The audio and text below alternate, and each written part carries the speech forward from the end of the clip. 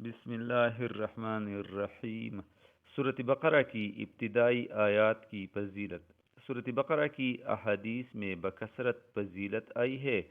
چند احادیث نقل کی جاتی ہے۔ نمبر 1، رسول اللہ صلی اللہ علیہ وآلہ وسلم کا فرمان ہے، اور قرآن مجید کی کوہان سورۃ بقرہ ہے، اور سورۃ بقرہ قرآن کی بلندی ہے۔ اس کی ایک ایک آیات کے ساتھ 80 فرشتے نازل ہوتے تھے۔ تفسیر ابن کثیر۔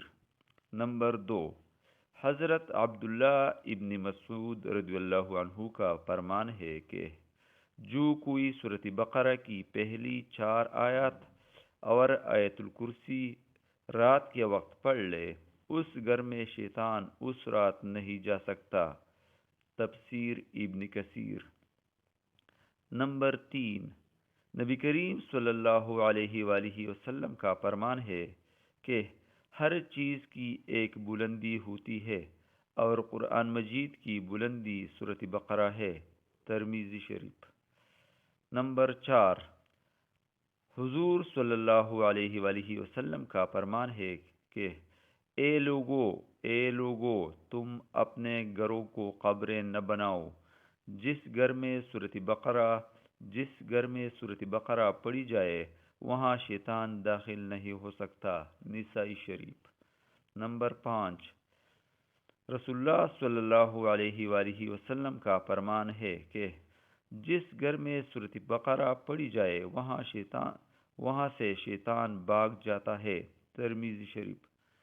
نبی کریم صلی اللہ علیہ وآلہ وسلم نے ارشاد فرمایا کہ اے لوگو، جس گھر میں سورۃ بقرہ پڑھی جاتی ہے وہاں سے شیطان بھاگ جاتا ہے۔ تفسیر ابن کثیر۔ نبی کریم صلی اللہ علیہ وآلہ وسلم نے فرمایا کہ جو شخص دن میں سورۃ بقرہ پڑھ لے تو 3 دن تک شیطان اس گھر میں قدم نہیں رکھ سکتا، اور جو رات کے وقت اس کو اپنے گھر میں پڑھ لے تو 3 راتوں تک شیطان اس گھر میں نہیں جا سکتا۔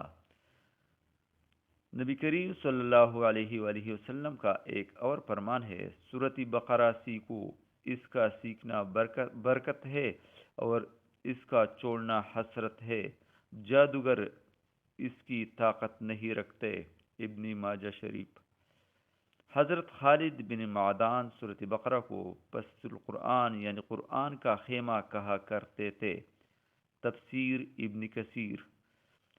سورۃ بقرہ میں 1000 خبریں ہیں، اور 1000 حکم ہیں، اور 1000 افعال سے ممانعت ہے۔ تفسیر ابن کثیر۔